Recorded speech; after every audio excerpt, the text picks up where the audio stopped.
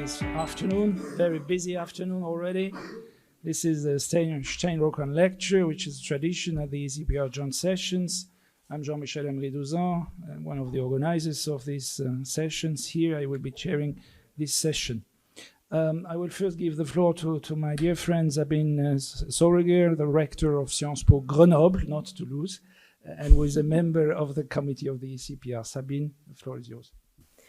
Thank you very, very much. I would like to start by saying how happy I am to be here and to have the pleasure and the honor to introduce this year's Stein Rokkan Guest Lecture, a lecture which traditionally takes place every year at the joint sessions. And today I'm particularly moved to be able to introduce the guest speaker, Béatrice Hibou, Director of Research at Sciences Po Paris, who will talk to us about the work and fate of Fariba Adelkhah. Fariba is a Director of Research in Anthropology at Sciences Po Paris, and she's a specialist of the social practices of religious movements and currently held in Iran without the possibility to leave the country. Today's Stein Rokkan Lecture will make a very strong link with the ECPR's working group on academic freedom, chaired by our colleague Daniela Herrera. ECPR strongly mobilizes, as you probably know, to defend academic freedom, whether through the organization of symposiums, roundtables, conferences, or by taking positions in the public debate, or by advocacy actions vis-à-vis decision makers. It is therefore with, and I stop here, great pleasure that I give first the floor to my colleague and friend, Vice Rector Jean-Michel Eymeri-Douzans, who will introduce Béatrice Hibou and Fariba Adelkhah. Thank you very much. Thank you, my dear.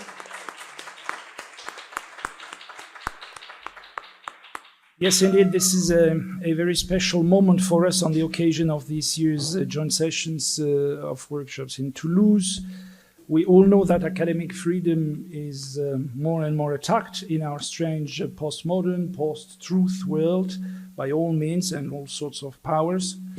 Such a catastrophic trend is developing on all continents and, surprisingly, not only in countries suffering under the rule of dictatorships, but also in our democracies contested from outside and inside by the dark forces of neo-obscurantism. Liberty of thinking, liberty of talking, liberty of publishing, and what the French political philosophers of the Enlightenment, the Lumière, the Aufklärung, baptized esprit critique. As Michel Foucault, among others, used to underline constantly, esprit critique, critical thinking, is probably with curiosity and rigorous honesty one of the three main characteristics of any good researcher, or at least honest, honorable researcher. And precisely it is because our dear colleague, Dr. Fariba Adelkhah, demonstrated too much esprit critique, according to the authorities of Iran, that she was arrested with her colleague and companion Roland Marshall on the 14th of July 2019, a date of arrest that was anything but accidental, as it is the French National Day. Since then, the French Republic makes constant efforts to try and get Fariba back to the French soil without success. If Roland Marshall is released since March 2020, Fariba remains, as our guests will explain, a scientific prisoner, so to speak, in Iran. Many colleagues in France and in other countries have quickly created a support committee for Fariba, and Béatrice Hibou is very active in this committee. And that's why she was probably the best person to represent her today here, since, of course, Fariba cannot be with us today, couldn't even send us a message, that's for sure. I will briefly introduce Béatrice, whom we thank very much for being with us, and we thank also for everything, and especially for contributing to that combat for academic freedom. Béatrice is a senior research fellow at the National Center for Scientific Research, which means in the French academic jargon, a high-level research professor. She is one of the most cited French political scientists, by the way. She graduated from Sciences Po Paris. She took her PhD from another grande école, École des Hautes Études en Sciences Sociales, with a thesis dedicated to the political economy of protection in Africa, and then the habilitation at Sciences Po Paris. She belongs there to a famous labo, the CERI, le Centre d'études et de recherche internationale, and she teaches at Sciences Po Paris and the EHESS. Béatrice has many responsibilities in editorial boards at many scientific journals. She is the editor of an important series with scientific publishing houses, such as Cartala in particular. She is a co-founder and vice president of FASOPO, le Fonds d'analyse des sociétés contemporaines, which is an important undertaking dedicated to the promotion of comparative political sociology. She has authored or co-authored and edited 10 volumes and a great number of articles at the best journals. To put things in a nutshell, our friend Béatrice develops a comparative research in political economy and society in a rather neo-Weberian conception, investigating the ongoing transformations of the state, the spread of neoliberalism as a technology of power, all sorts of social movements, political transformations, and economic actors in Europe, as well as in the Maghreb, Mashrek, and sub-Saharan cases, with an epistemological perspective influenced by Max Weber, Norbert Elias, Michel Foucault, and Pierre Bourdieu. Béatrice is a great researcher and, may I add, a wonderful and generous person. It is thus a privilege to have you with us today. Dear Béatrice, and the floor now is yours.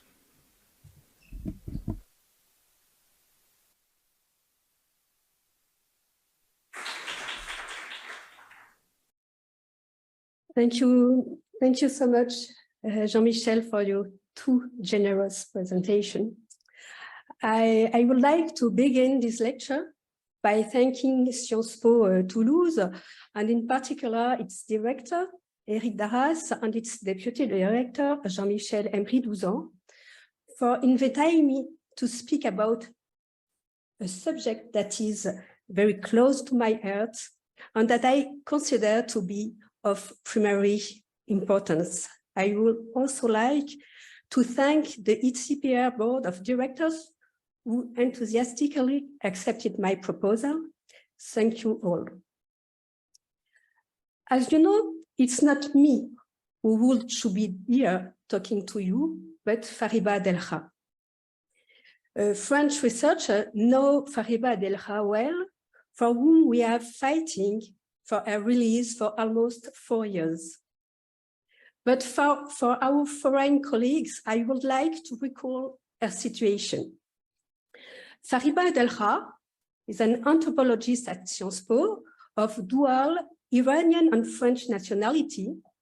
She is a leading scholar of Iran and Afghanistan. She has studied religious practices, economic dynamics, and the formation of the nation, particularly through mobility.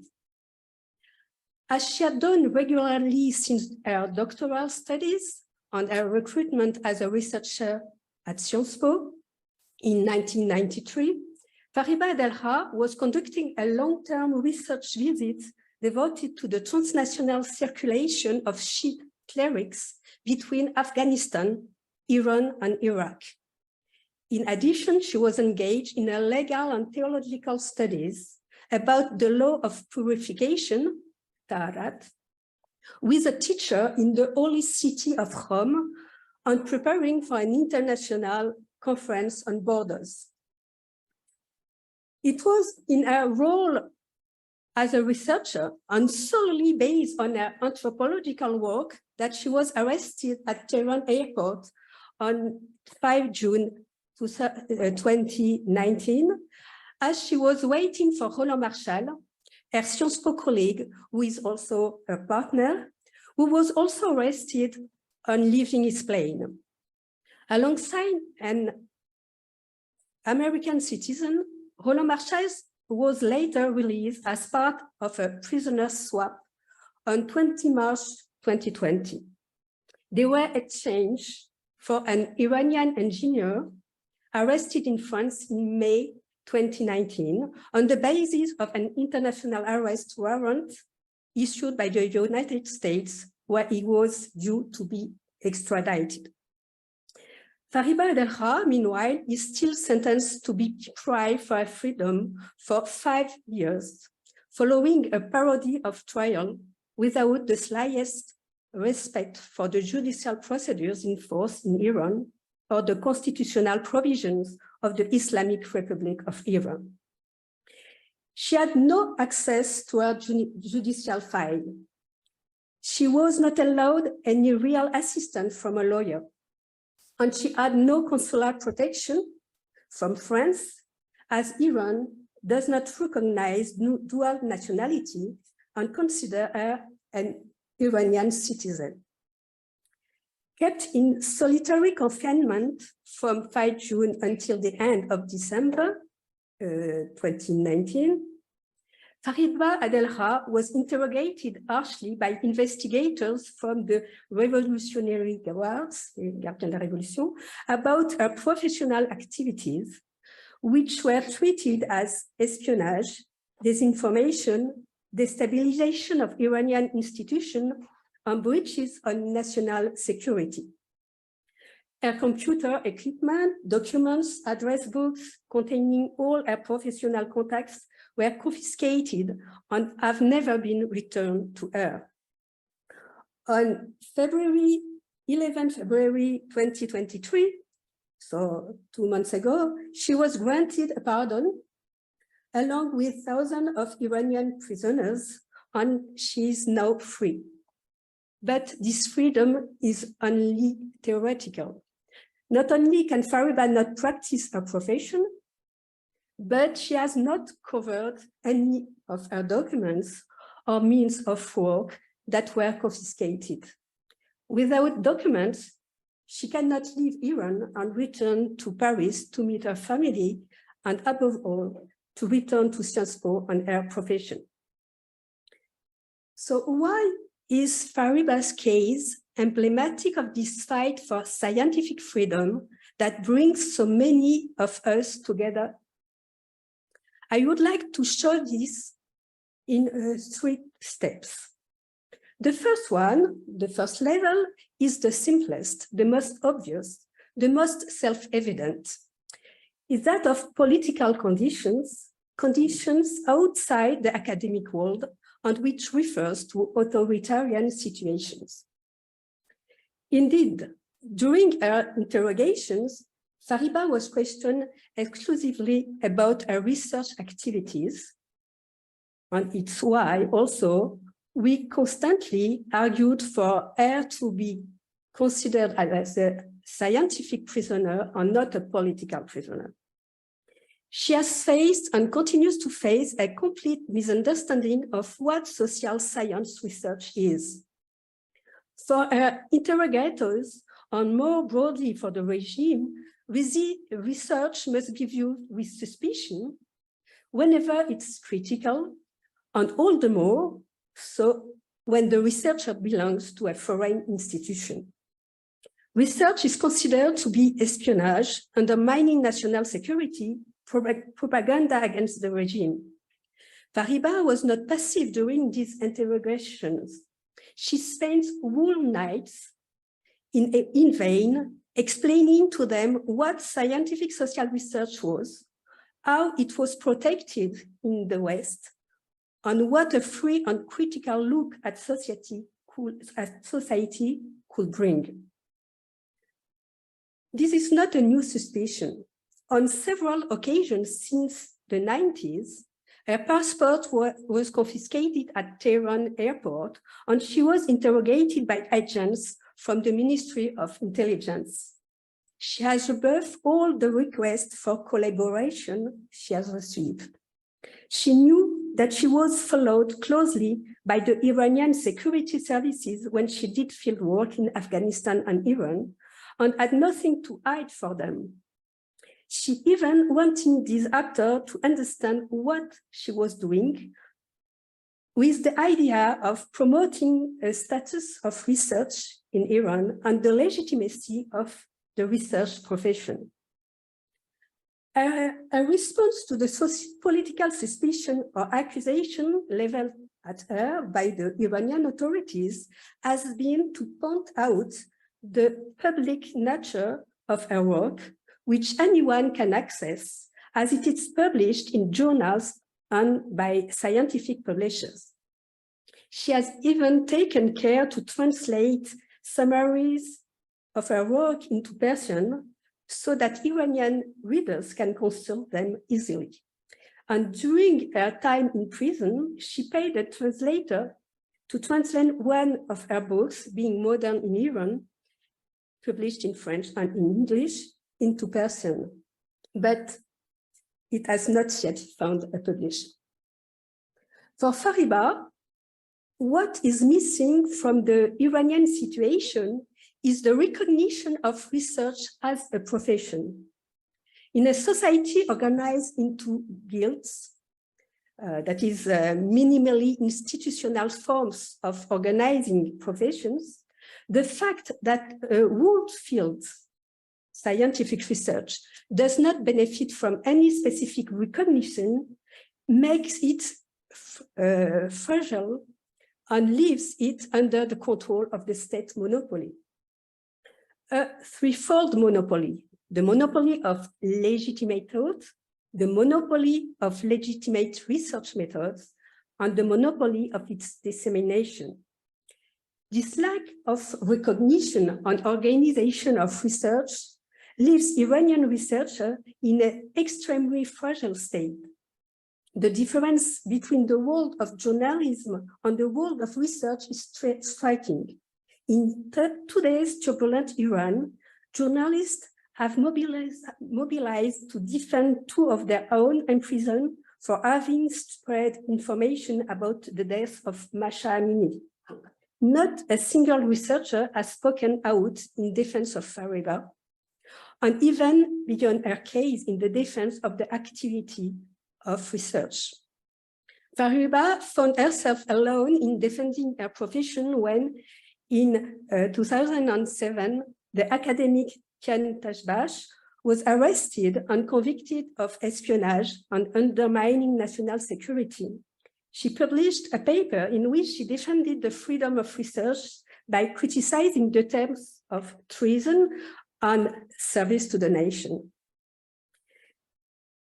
In 2010, Fariba found herself alone again when she wrote an open letter in Persian to the President Mahmoud Ahmadinejad to protest against the conviction for espionage of the French PhD student Clotilde Reiss on the treatment of academic research as espionage, spying.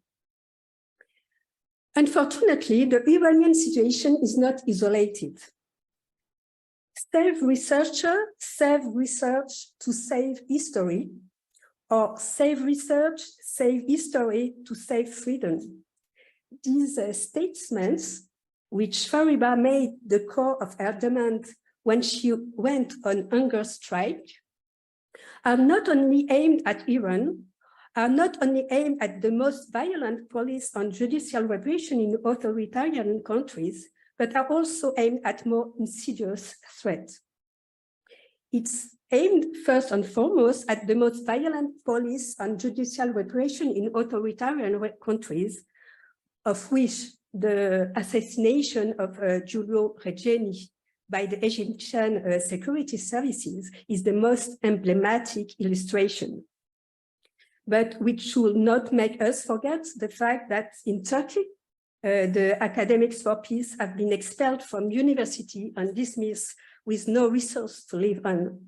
Chinese researchers working on Uyghurs or Muslim minorities, but also working on COVID, have been prosecuted and prevented from continuing their research.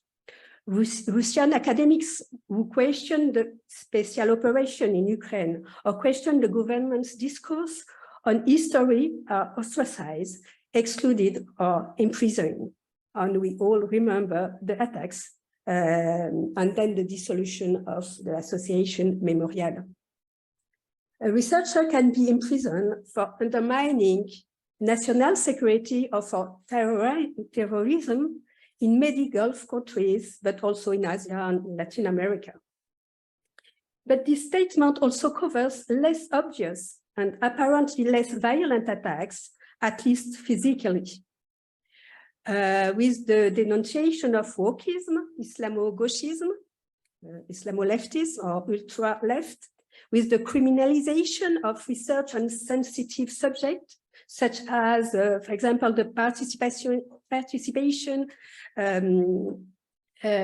during the Second World War on genocide in Poland, or before in Turkey with the Armenians, with the subjugation of universities in Hungary, which led to the departure of the Central European University funded by Soros Open Society, and with suspicion and even criminalization of issues considered sensitive or political, such as environmental issue or jihad and political Islam in Western democracies. In general, we can see that governments are taking an increasing direct interest in knowledge. On the one hand, scientific research is seen as espionage, an attack on national security or even national identity, as I have pointed out at length. On the other hand, scientific activity in social science is viewed with suspicion as soon as it expresses itself in its very essence, challenge and call into question, propose new problematization that are not those of political power or common sense. Thus, for example, in France, even so there is a protective status for researchers, we can remember that the former Prime Minister Manuel Valls said with regard to research on political Islam that explaining is already justifying. Even so, we know that understanding has nothing to do with forgiveness or approval. All around Europe, we can also remember that attempts to restrict access to archives, for example. The specificity of scientific freedom is the specificity of knowledge produced by researchers. Knowledge that is above all the result of distancing, of the naturalization, and displacement of the limits of understanding. Knowledge that finds its legitimacy not in the name of the truth accredited by any authority, but rather by virtue of methodological rigor and empirical solidity on which it's based. So this specificity is often difficult to accept from the political powers, insofar as Max Weber recalls us, scientific knowledge is only valid for those who want to believe in scientific truth. However, these are not the only attacks. Fariba's case is emblematic of the fight for scientific freedom at a second level or for a second reason. Her experience shows that the challenge to scientific freedom does not come only from the regime, but can also come from society and perhaps even especially from the academic world. This brings us back to the question of internal condition of our profession, and more precisely to the conflicts regarding the conception of research and science. For years, Fariba was interrogated, kept under surveillance, and intimidated, but she was also criticized and widely ostracized by her colleagues in Iran, but also in France, in Europe, in the United States. In a way, she may not have been sufficiently vigilant about the risk of repression by the Iranian state, because the difficulty she experienced in her work came first and foremost from the scientific world itself. it's interesting to look back at her work on religious anthropology to understand the logic of this marginalization, which is emblematic of a certain conception of research. Indeed, when the Islamic Republic of Iran was established, the great American historian Nikki Keddie made a statement that had remained in people's memory. As long as there is a republic, we can no longer talk about people's religion. This was a way of saying that the republic has a monopoly on this issue, and that in an Islamic society, you cannot talk about religion. However, through a religious anthropology, she works on veil, on pilgrimage, on loans on it at interest, on donation, on charities, on daily religiosity. Fariba has precisely challenged this paradigm, internalized by the society and by the researchers. She has shown that people's behaviors were far more complex than mere submission to the state. All her work highlighted the fact that there was a lot going on beyond this attempted state monopoly on religiosity of Iranian men and women, and Fariba work mainly on women. But it's not only the state that has not received this work well, not only society, public opinion, or political correctness. The depreciation of her work and the choice of this research topic came first from her colleagues. Her research was not legitimate. It was not legitimate for some because religion was a domain of the state, and therefore to go and look at it was to legitimate the state. For others, since Fariba has shown that it was not a question of power, but of a society, and that these religious practices also refer to issues of modernization, contestation, or at least distancing from the state, her work amounted to a critique of the state since she sociologized and therefore desacralized religion. What was poorly received, therefore, was not only the fact of working on a topic that was devalued and even taboo for intellectuals, religion, but also the way in which it was done through an anthropology and politics from below, by showing the room of maneuver and even a certain amount of freedom and energy, and in any case, a dynamic and strategy of invention within an imposed framework. If this experience speaks about authoritarianism, it also speaks of the effects of the monopoly on society, and in particular on what is expected of research. Not the production of new knowledge, not a decentering of the gaze, but the response to demands that are already there and formatted both by the state and by society. Not the highlighting of plural and antagonistic logics that govern the world, of the ins and outs of judgment and position, not recognition of the fundamental heterogeneity of the establishment of facts, states of affairs or logic, but the justification of a given order. Not learning to recognize unpleasant facts, to speak as Max Weber, that is to say the facts that are unpleasant to one's own opinion or conviction, but the avoidance of questions that might bring them to light. But this experience also tells us about how conception of research and scientific activity may differ. Indeed, what does doing science mean? For some, it is, in a given questioning, a matter of technical knowledge, the mastery of technical know-how, and ever more advanced refinement of this technical know-how, as is the case today massively of legitimacy through quantification techniques.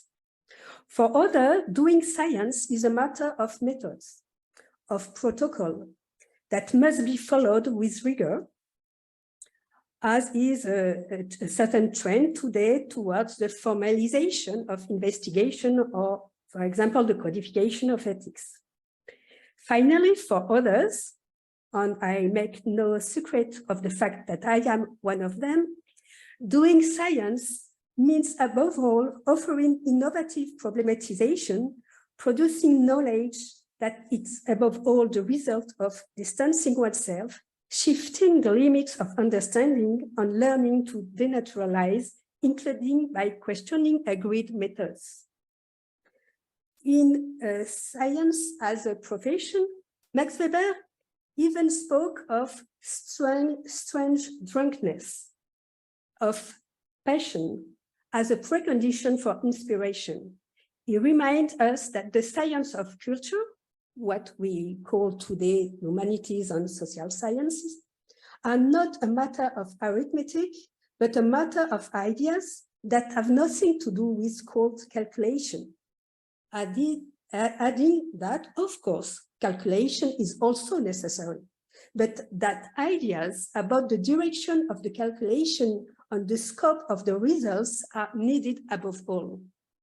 For him, ideas do not come from nowhere, they come from a lot of work, but ideas do not replace work. It's work and passion together that attract ideas. The latter do not come when we want them to, but when they please, often by chance, after long journeys, rumination on a old underground world.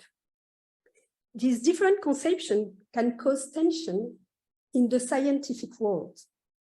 This can be seen in the way the terms innovation and expertise have invaded our profession. For the former, these terms are equivalent to research in a technical conception of science, and often an utilitarian conception of it. On the contrary, for those who think that scientific research is about knowledge, about the criticism of judgment, by showing what kinds of problems are hidden behind judgments, innovation and expertise cannot be confused with scientific research at the risk of concealing the fundamental issue of ends, and you see that here again, very Weberian, and meaning, and on the relationship to position taken. This tension can be seen also in the tendency to withdraw into discipline, even so for the advocates of science as the overcoming of the limits of the understanding, the construction of new questions, and with them adequate methodological approaches cannot be satisfied by respecting the specialization and purity of disciplines, nor by slicing up teams on methodological reflection detached from research questions. Of course, the specificity of knowledge produced by researchers is the method, a method that must be both explicit and rigorous in terms of the approach that researchers adopt to grasp their question. Over time, that's not been uncommon for social science researchers to free themselves from the method specific to their discipline, to free themselves from the consolidated canons in the approach to this or that phenomenon, precisely in order to renew their understanding of it.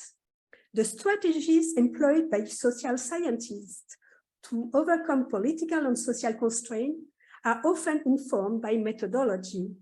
When researchers cannot freely choose their point of entry into their fieldwork, the freedom to define their own methods makes it possible to overcome obstacles in the pursuit of knowledge that is emancipated from red lines and conception of social taboos and defies the political correctness. And this is what explains the originality and innovative dimension of a certain amount of research on Africa, for example, compared to the mainstream. What if, when faced with situations that are likely to be politically or socially contentious, exercising such methodological autonomy granted researcher a freedom? For allowing researcher to take the freedom to define political, social, and professional customs when epistemological reason require it, research must be accepted as an act of creation. The pursuit of knowledge is an act of creation insofar as a researcher does not seek to translate reality in its supposed objectivity, but rather to propose a reasoning, an interpretation, or a problematization of it. This act of creation is not the product of a single individual effort, however. Only prosperous, independent scientific institution can defend and support research that is understood as an act of creation, emancipated from the constraint of funding on a productive and utilitarian approach. The development of social meanings that permit researchers to act freely is not a matter of individual choice. The task of constructing the condition that would allow the deviation from political custom, exception to social norm, and innovation from among professional norms must be a collective responsibility. The consequences of this conception of research is to understand academic knowledge as a counterpower to political knowledge, journalistic knowledge, the knowledge of economic and financial interests. Distancing oneself, denaturalizing false evidence on the intellectual categories of common sense, shifting the limits of scientific understanding, doubt, and nonconformism, the courage to go against the tide and challenge received ideas, all this is the raison d'être of research, which, as Weber said, makes a problem of what is obvious by convention. Finally, and this is the third point, Fariba's experience suggests the importance of reflecting on the current condition of the exercise of our profession and their specificity, especially in comparison to previous decades. In other words, to reflect on the effect of the rise of ideology and its implication for research.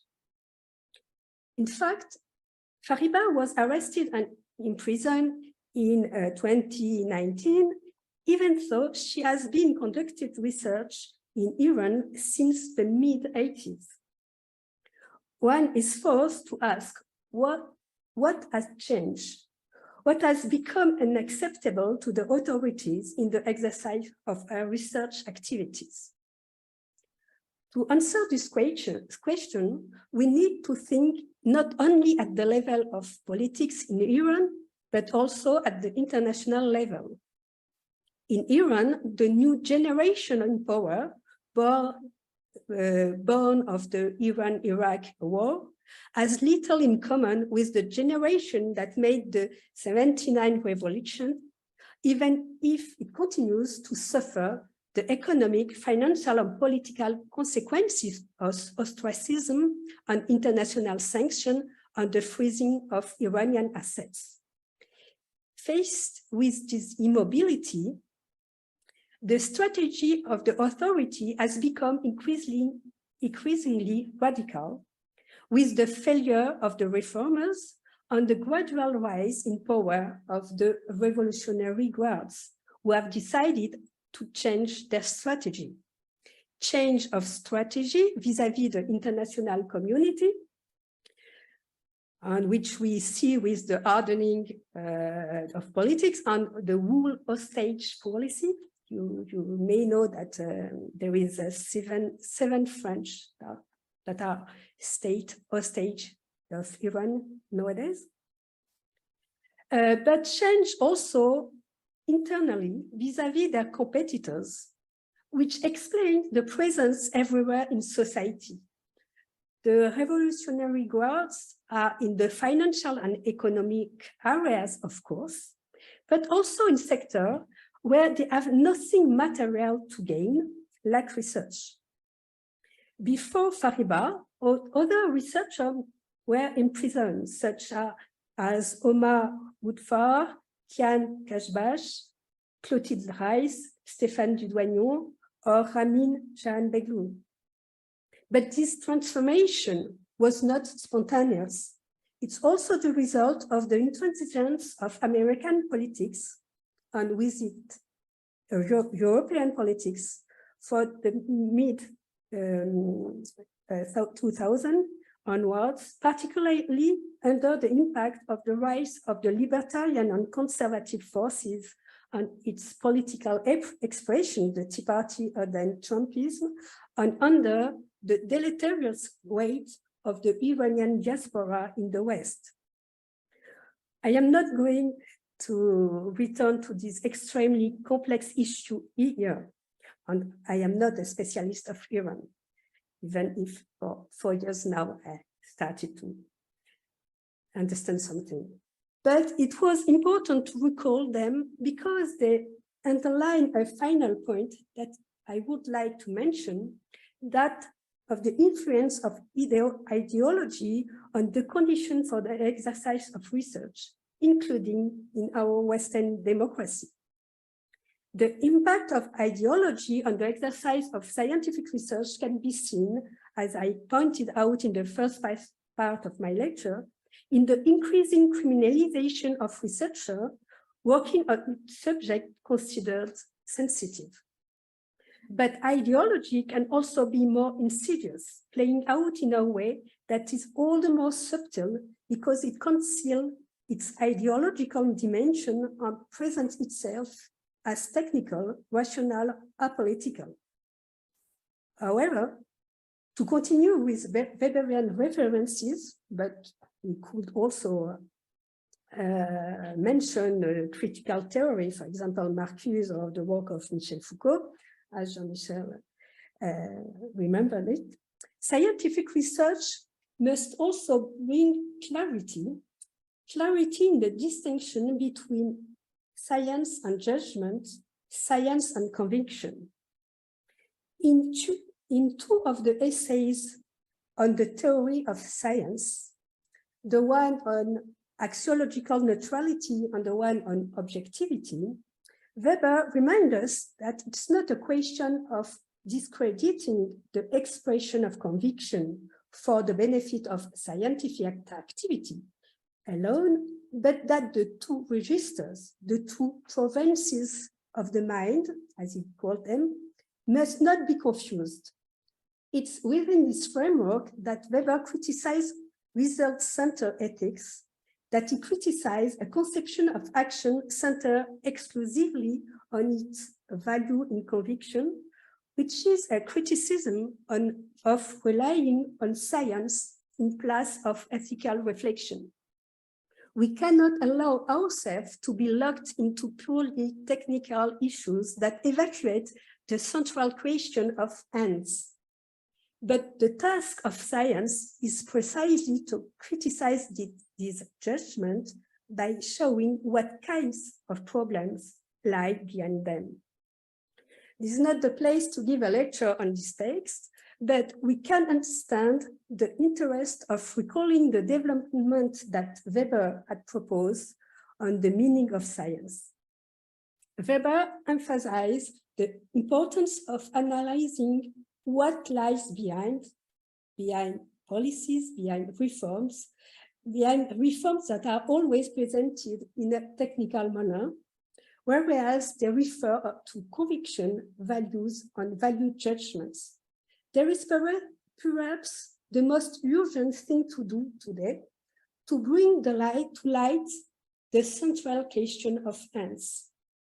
And these ends, these convictions, these values behind, for example, the reforms, university reforms and technical problems that affect the world of science today are those of efficiency, quality, productivity, competition, and competitiveness.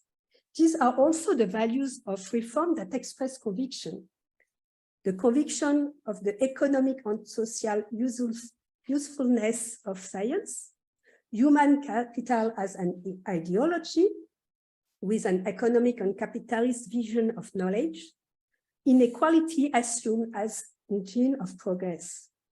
We can recall some of these tendencies which today in our university challenge scientific research, an utilitarian and commodified conception of research that must be managed as enterprise through calls for tenders and projects by responding to social demand and taking into account the interest of the main players of the knowledge economy, and with a definition often bureaucratic or at least external of what are the useful topics of interest for knowledge economy and for the political and social interest of the nation. A university that must be productive, and for this to happen, research must be carried out over a short and programmed period of time. This is fed by a whole series of current logics, as the project logics, the precarious status and short-term contracts, the 3-year thesis rule, and the race for publication. A whole organization which makes it difficult to accept lost time, byways, moments of latency, change, and underground work. It's difficult also to carry out field research, like Fariba is doing, field research, especially but not only in remote areas, which require time and slowness to establish relationship and trust and to get to know a society. An entrepreneurial vision of research with, in order to be both productive and in line with the canons of the large managerial enterprise, must be privatized. And we see this with the rise of private funding or the funding from other states. And there is a very big problem nowadays with the Gulf states that are financing the research on the MENA zone, or China for research on the Chinese continent. But also funding from public administration, which are with different objectives that pure research, like funding from the Ministry of Army, Defense, Foreign Affairs, etc. The rise in power of agency and state political bodies for guiding or regulating research to the detriment of research center and collegiate peer committees, logic of competition, commodification, and entrepreneurialization of research through precarization of research work, especially for young people, etc., etc. All these trends, and no doubt other that I am forgetting, outline the internal constraints that the world of scientific research is experiencing today in countries where academic knowledge is institutionalized. These constraints limit its freedom because they are difficult to overcome and to circumvent, because above all, they call into question fundamental principles. Accepting not knowing where we are going and not expecting results, accepting that research can take years or even decades to produce something, and ensuring the economic viability of research in the long term, that is, benefiting from public funding dedicated to research without targeting or specific orientation. These attacks on freedom are obviously less violent and, above all, less immediately visible than political and security attacks.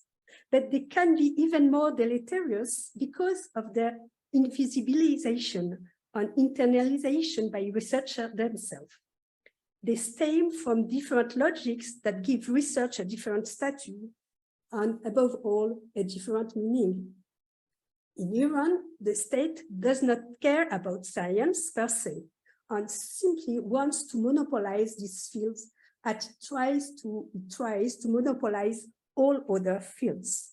In Western democracy, the state tries to commodify and other science because it considers science a fundamental element of knowledge economy at the heart of progress. So it's time to conclude. And I wanted to say that for the past 4 years, we have been saying, Fariba, your struggle is our struggle.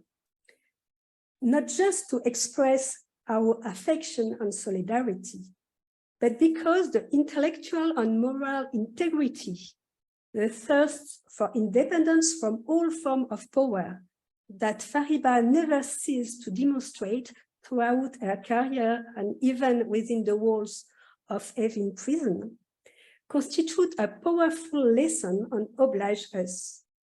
It obliges us to constantly reflect on the exercise of our profession and to preserve our independence in order to continue to make science an act of freedom, a freedom that is increasingly important in the world in which we live, including in France, where the wind of a challenge to public freedom and academic freedom by the political authorities is lurking, following the example of what is already happening in other European countries. Yes, Fariba, your struggle is ours.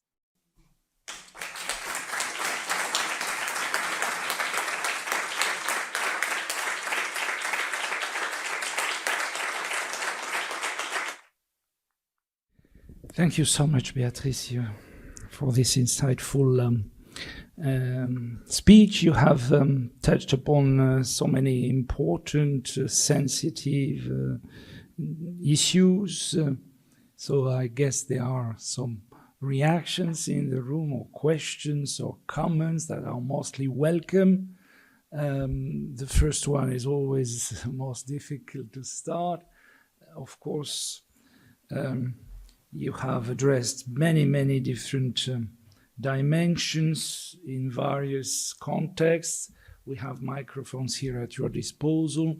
Of course, the Iran and Middle East situation and the situation in authoritarian regimes is quite different from the one in our democracies and rule of law countries, even though the attacks, you have shown it very well, are general, I would say. C'est une offensive générale.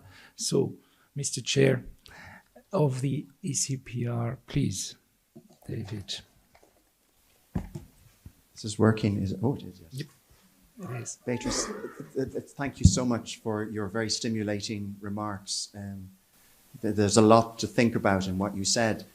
And when Sabine introduced the topic today, before you spoke, she pointed out that in the ECPR Executive Committee, we put a lot of stress right now on trying to develop a strategy relating to academic freedom. So quite honestly, it's something we're struggling with. We're getting on with it. We have drawn up some plans and we hope to have something up on our website quite soon. But I'm just curious, and forgive me for putting you on the spot if you like, but do you have a view about what political science associations like ours should be doing in this space? Is there more we could be doing in your view? Thank you very much for this. Shall we take several questions, or we start maybe with this one because it's an important one? Je pense que tu peux prendre ce micro-là. Tu appuies sur le petit bitonio-là. Voilà. Yes, thank you so much for your inspiring lecture. I'm Liza Mugge from the University of Amsterdam. And we are, together with Fibeke Wang, we are doing a workshop on violence in politics and against political actors. But what keeps coming up in our conversations is our safety as scholars when we're doing the research. So for instance, each time when I speak out on the violence against oftentimes women politicians of color in the media, then I get abused myself online. So you've been talking about violence of the state against scientists, but what about the violence that we get as scientists from society and oftentimes from actors that are invisible because it happens online, and it's really, really scary. And we are struggling with that. I'm not sure what the ECPR can do about that, or institutions, but it is a thing, and it is hard for us, and especially for women, younger women. It's terrifying and it's problematic because it is so important that we as scholars are publicly visible and that we engage in the public debate, especially now in these polarized politics. Thank you. Thank you very much. Another one? Please raise your hands. Don't be shy. No, so we start with the first two. So thank you very much for this question. So the first one is very difficult because for 4 years we are thinking what to do, what to ask for association to do, and so on. So the first thing that I think that make public situation is very important. For a long time, for example, at the beginning when Roland and Fariba were arrested, the Ministry of Foreign Affairs asked us to not speak about. And very rapidly we decided to speak. And I think that it was, for us, it was a good thing, because even if it's not us, friends, colleagues, association that can make Fariba or anyone else free, it's important to make the authorities, the French authorities, the Western authorities, and the Iranian authorities aware of our mobilization. Then it's very important for the people that are in prison, because in fact, everything is known in prison, not in time, but for example, when Roland was freed, it was Fariba that asked us, tell us, before a lawyer and before the French embassy. So in the prison, there is the information circulates. So it's very important for giving force to the prisoners and for their families. And also, I think, and this is the big question for Fariba, it's also important to show in countries like Iran what is science, what is, for example, political science or anthropology, and so on, and to try to make clear that science is not espionage, that we don't have anything to be afraid to give publicly, and so on. So I think that this kind of thing of making this question public, talking about it, it's very important. The rest, I don't know, because, for example, some associations have written letters to Iranian authorities and so on. I don't know, really, I don't know if this has any effect. So, but it cannot be bad. So I think that it's always a good thing. And then the third thing is to talk, as we are talking about academic freedom or scientific freedom, because I think that we always think it's very far, it's Iran, it's Egypt, but no, we are seeing that when in France you are criminalizing someone that is doing research on jihad or Islam, political Islam, it's really very dangerous. So I think that it's also important to show that it's not so only a question for exotic and remote areas. So I will respond like that. I don't know if it can help you, but the second question, yes. So my discourse was very long, so I did not want to be longer. But you are right. The attacks are not only from the state and not only from our community, but on society and of course, social networks, but also medias in general. And here I am, in fact, very embarrassed because I think it's very difficult. In one hand, I think that going to the medias precisely to show this distinction between conviction, judgment, and research is absolutely important, and we have to do this. It's our job, and as Weber said, to show what is behind judgments and what are the consequences of this judgment or that judgment. But at the same time, I think it is very difficult to do this because I have seen this because I work on Tunisia, Morocco, so all this problem of political Islam.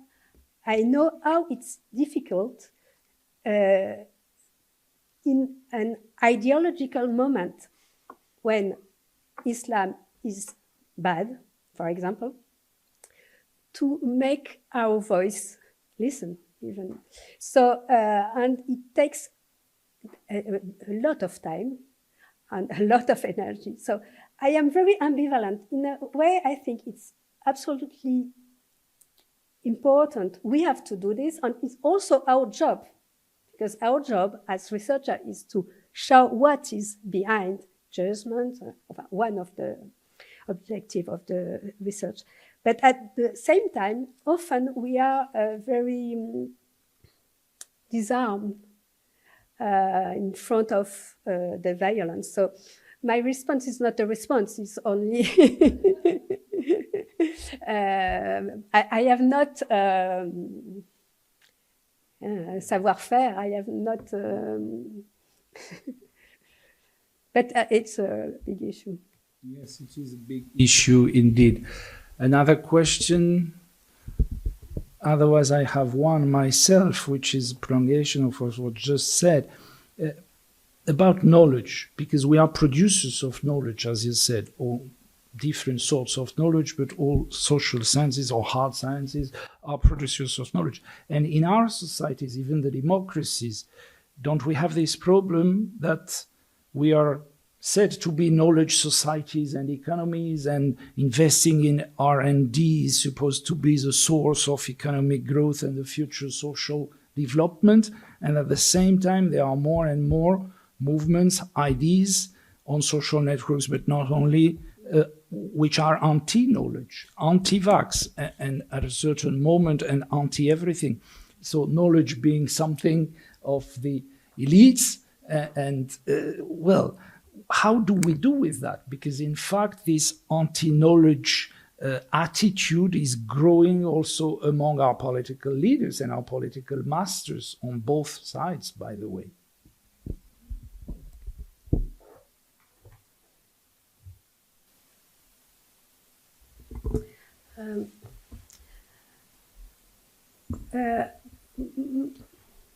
My idea is that we have to, I don't know, I am thinking with you, but all these rise of anti-knowledge are based on a fundamental doubt. And I think that maybe if we started from this, that is shared with research, scientific research, is based on doubt, to make discussion and to put in that also this anti-knowledge, and to go and to show what are the judgments, the conviction, the values lying under this anti-knowledge. It's a way of, I think that we cannot have mépris. These guys. Yes. Disdain.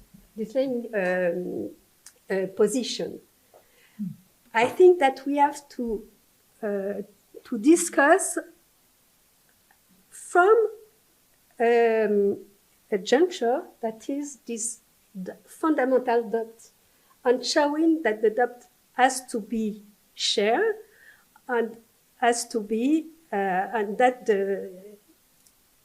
going to show that behind anti-knowledge tendency there is also things that can be put in doubt. So doing the same approach that they are doing on research, but it's very theoretical what I am saying, but it's a question again, and it's why my last point was about ideology. I think that today's often it's neoliberalism, and today's situation is presented as a moment without ideology. I think that we have ideology everywhere, and that is the point that we have to discuss as scientific researchers, and with critical thinking. Indeed. Any other question? Yes, please. Over there. 2 questions. Yes, please. Hello. I want to make a short comment. I'm Canan Özbey, and I'm a postdoctoral researcher from Turkey. I am one of the signatories of the petition that was announced with the title of Academics for Peace in 2016, which you also referred in your speech. This signature led to threats by the president and mafia leaders, a trial in court, being fired from my job, and having my passport confiscated for 5 years. And after 5 years, I got my passport, but my legal struggle continues to return to my job. It is the academic collaboration of the Collège de France, Sciences Po Toulouse, and its laboratory LASP that is having me here today. For this reason, your speech was not only important for solidarity with Fariba, but also personal for me. And I would like to thank you very much for your solidarity for academic freedom and your speech here today. Thank you.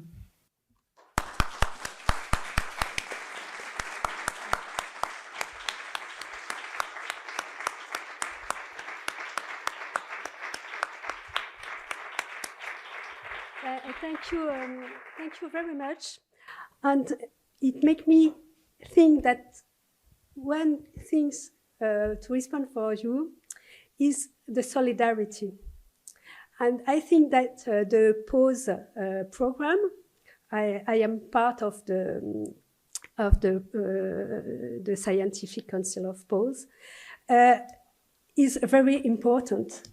And it's and you have also scholar artists and so on. But the program POSE was very important because it's not only to put the names of the person, but to have financement on this program, and also the universities, because the program is, I don't know if you know the program, but the program is half pay funding by POSE program and half by the universities. So this program of solidarities are very important to make possible the continuation of research in a situation that we cannot have anymore.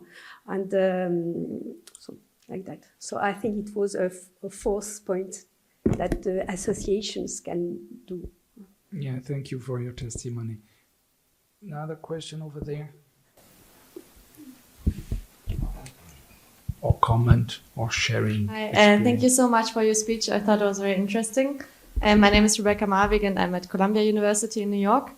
And I really appreciated your comment that academic freedom is not only attacked in like other places what we consider, I don't know, authoritarian regimes, but also in the Western world. And specifically your speech reminded me of a colleague of mine who I just talked to recently who teaches in Florida and used to teach critical race theory, and then told me that now like they have to submit their syllabi to review if they're like teaching any critical race theory or any gender studies, and like.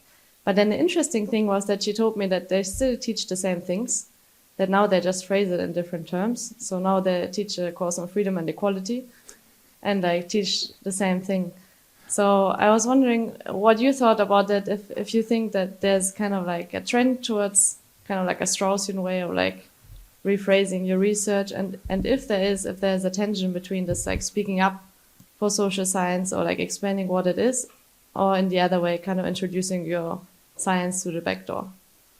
So thank you very much. Thank you very much. Skillful academics are always good at playing with titles, aren't we? We are always playing with titles and so on. I think, yes, it's,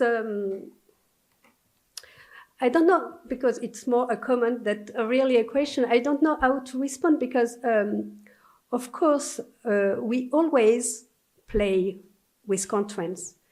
I work, for example, on Morocco, and I have always said what I wanted to say, but I know that I have to tell some very sensitive things in a certain way. For example, I don't talk about colonization of the Western Sahara, but I explain exactly colonization. So it's the same thing that you are saying about race or gender theory and talking inequality. So I think that it's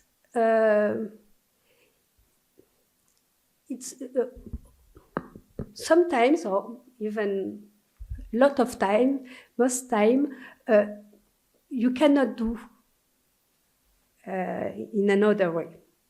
But maybe it's problematic because it doesn't go through the problem or what is at stake really. So I think it's a very delicate situation. Or yes, we have to go around constraints, but doing that, we have to stay really without losing the big point. So if it's only talking with another word, but saying the same, it's fine. But we have to be aware of not sliding and undermining the argument. So I think it's really un chemin de crête, as you say in French. Voilà, exactly. Another question or comment? I think we are reaching the time to resume. 1, 2, 3, pas, c'est bon.